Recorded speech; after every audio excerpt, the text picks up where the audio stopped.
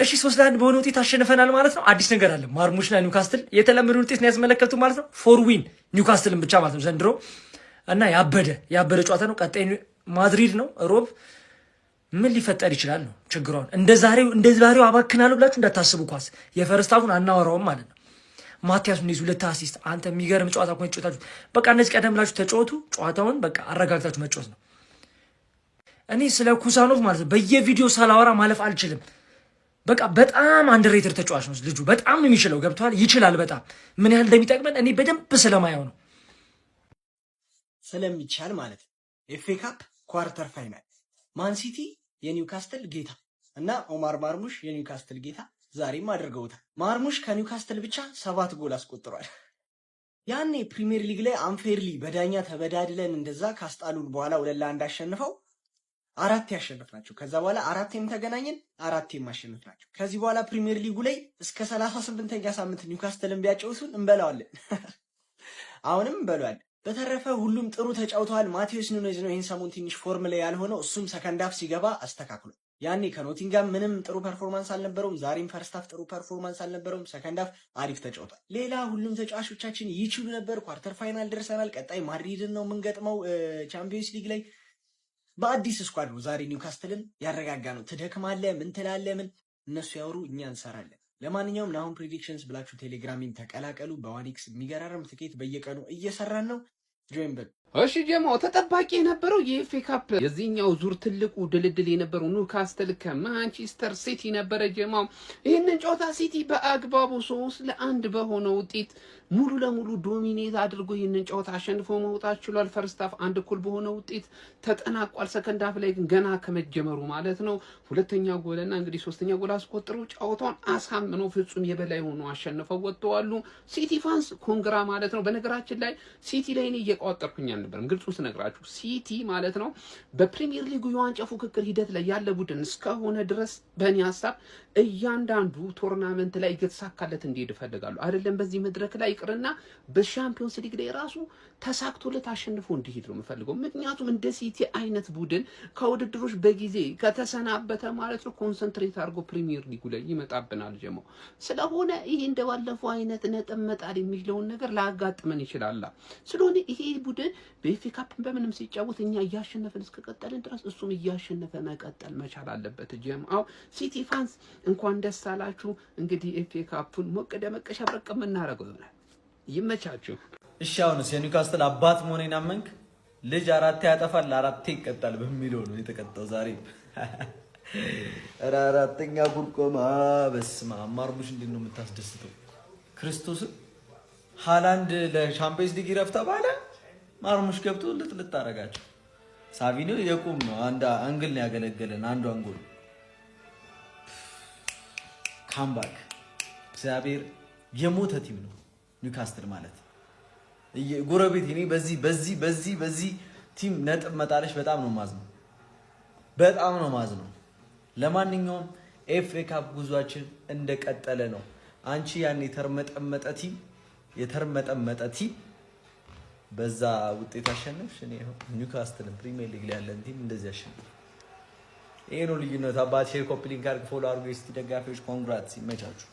ሲቲ እንዲሸነፍ ቋጥራችሁ ነበረ የአርሰናል ደጋፊዎች፣ ግን አልተሸነፈም።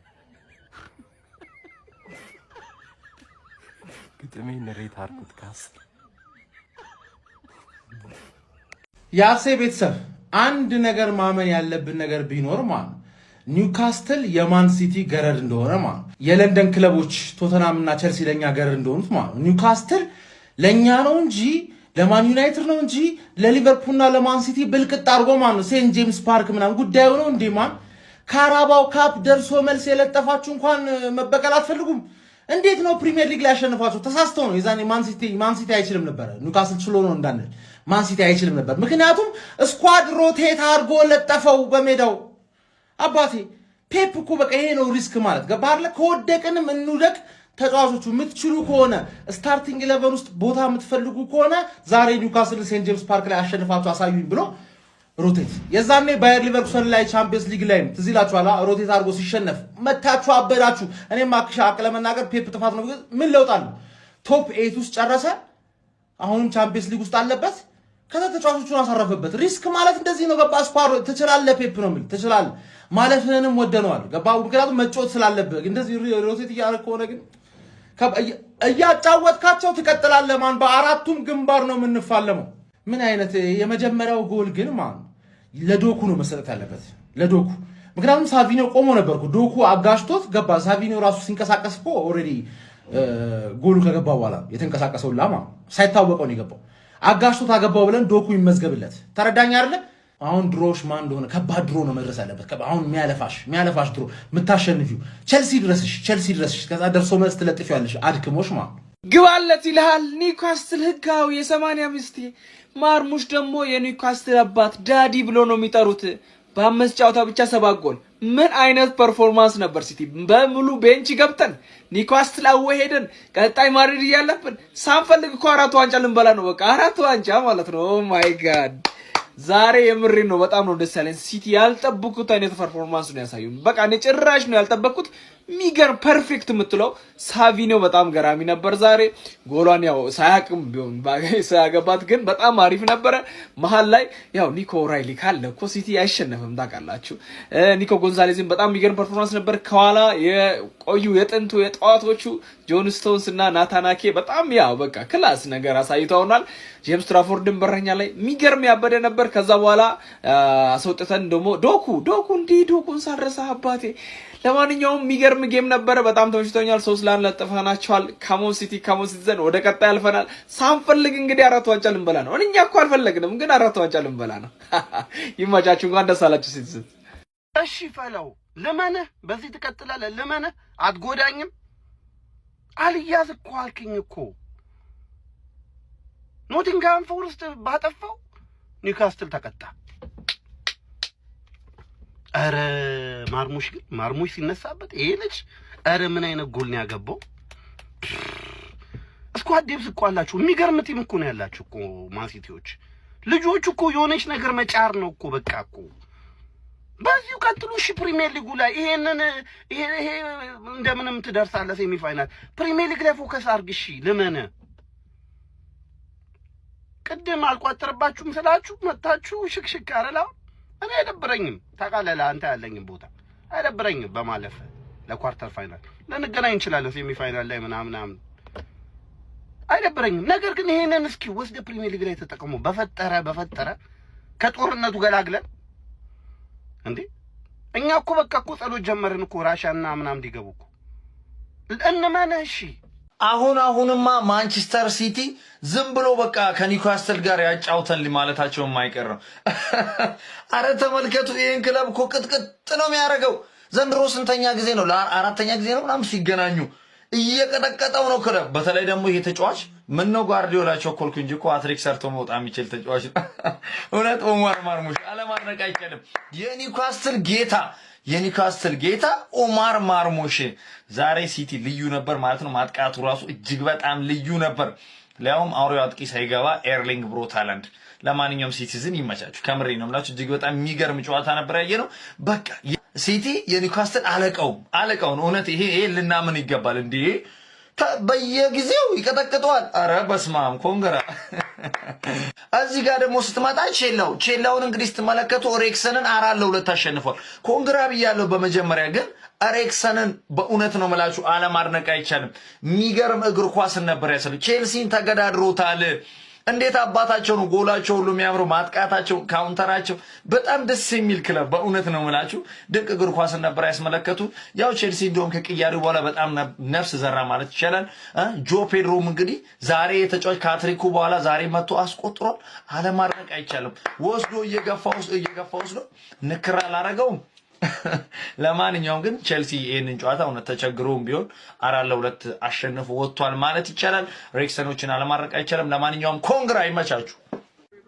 ካሉት የፕሪሚየር ሊግ ቲሞች ሌላኛውን የፕሪሚየር ሊግ ከባድ ቲም ኒውካስትል ደርሶት ማንሲቲ 3-1 አጋየው። አባቴ እኔ ማሙሽ የሚባለው ሰውዬ ምን አይነት ኳሶችን ነው ወደ በረኛ የሚልከው? ዘግናኝ የሆኑ ኳሶች ዘግናኝ። እንዴት ነው የሚመታቸው ኳሶቹን? ፔፕ ጋርዲዮላ እኔ የትኛውን ተጫዋች ከየትኛው ተጫዋች ጋር ቢያጣምር ጨዋታው ላይ ውጤት እንደሚያመጣ ጨዋታውን እንዴት እንደሚቆጣጠር የጨዋታውን ቴምፖ የትኛው ተጫዋች እንደሚጠብቅለት ጠንቅቆ ያውቃል። በቃ ፕሩቭድ ማናጀር ስትሆን እንደዚህ ነው የምታደርገው። እኔ ሁሉ የሚያስገባቸው ተጫዋቾች እንዳለ ስከት አባቴ የራሱ ሜዳ ኒውካስትልን ሄዶ ድጋሚ እንካለው በቃ እንደለመደው ሰጠው። ወደ ቀጣይ ዙር ማለፉን ማንሲቲ አረጋግጧል። ያው ከደረሰን ተጋጣሚ ይልቅ የማንሲቲ በጣም ከባዱ ኒውካስትል ነበር የደረሰውና ግን ረጋ አድርጎ ልጥፍ ነው ያደረገው። በቃ ሲቲ በሚገባ ነው መልእክት ያስተላለፈው ለሪያል ማድሪድ ማለት ነው። እንዴ ጋርዲዮላ ምን ሆኖ ግን እንደዚህ የጨፈረው? እኔ የሆነ ፋይናል ነው የሚመስለው። በጣም ይገርማል። ኦማር ማርሙሽ ምን አይነት መግነጢሳዊ ግብ ነው ያስቆጠረው? ዶኩ ተመልሷል በደንብ ሲያስፈራ። እኔ ማንቸስተር ሲቲ አላውቅም። ስኳድ ዴብዙ በጣም የሚያስገርም ነው። ኒውካስትል 13ቱ ኒውካስትል ዩናይትዶች ነጭ ፎጣን የጣሉት በቃ ሆምም አዊም ሊቋቋሙት አልቻሉም። ጭራሽ ማንቸስተር ሲቲ ማለት በጭራሽ በቃ 3-1። እናንተ 8 ውስጥ ማን እንደገባ ታውቃላችሁ? ሊቨርፑል፣ አርሰናል፣ ሲቲ፣ ቼልሲ እነዚህን የሚገጥሙ ቡድኖች ይቻሉት። እንግዲህ ሰኞ እጣ ይወጣል 4 ሰዓት። በጉጉት ነው የምንጠብቀው። አስገራሚ ኤፍኤ ካፕ ነው የምናየው ዘንድሮ። ኦማር ካሊድ ማርሙሽ በቃ ይህን ተጫዋች ከኒውካስል ጋር ብቻ ማጫወት ነው እንዴ? በ3 ጨዋታዎች 6 ጎሎችን 1 አሲስት ማድረግ ችሏል። ኒውካስል ይመቸዋል፣ ይደላዋል። አሰልጣኝ ፔፕ ጋርዲዮላም ይህንን ጠንቅቆ ያወቀ ይመስላል። ኤርሊንግ ሃላንድ ያለምንም ጉዳት ለቻምፒየንስ ሊጉ ለሪያል ማድሪድ ጨዋታ እረፍት እንዲያገኝ ብሎ ከጨዋታ ስብስብ ውጭ አድርጎ ኦማር ማርሙሽ ከኒውካስል ጋር ዛሬም ሌላ እድል ሰጥቶት 2 ጎሎችን አስቆጥሮ ማንቸስተር ሲቲ 3-1 ከ1-0 መመራት 3-1 ጨዋታው እንዲቀለብሱ ማድረግ ችሏል። ያስቆጠራት ጎል በተለይ ሁለተኛው በጣም ድንቅ ነበረች። እንዲያውም ባለፈው በኖቲንግሃሙ የፕሪሚየር ሊግ 2-2 በተለያዩበት ጨዋታ ላይ ይህን ተጫዋች አንድም ደቂቃ ሳይሰጠው ጨዋታው መጠናቀቁ አሁን ላይ ሳስበው ወንጀል ነበረ ጋይስ፣ ወንጀል ነበር። ማርሙሽ የሚገርም ብቃቱን ዛሬም በድጋሚ ከኒውካስል ጋር አሳይቶናል። ማንቸስተር ሲቲዎች ጨዋታውን 3-1 በመቀልበስ እንግዲህ ወደ ቀጣዩ ዙር ወይም ደግሞ ወደ ኳርተር ፋይናሉ የመጨረሻዎቹ 8ቱ የኤፍኤ ካፕ ቡድኖችን መቀላቀል ችለዋል። ስለ ማንቸስተር ሲቲ አስደናቂ የምሽቱ ፐርፎርማንስ፣ ስለ ኦማር ማርሙሽ አስደናቂ ብቃት ምን ትላላችሁ? ሀሳባችሁን ኮሜንት ሴክሽን ላይ አጋሩኝ። ሜዳ ስፖርትን ፎሎ ማድረግ እንዳትረሱ። ቀዩን ማንቸስተር በጎል ወደ ተጫዋች ማሸነፍ ችሎ የነበረው ኒውካስትል ዩናይትድ ውሃ ሰማያዎቹ ማንቸስተር ሲቲዎችን ግን ማሸነፍ አልቻለም። በዚህም 3-1 ከመምራት ተነስቶ ተሸንፎ ከኤፍኤ ካፑ ተሰናብቷል።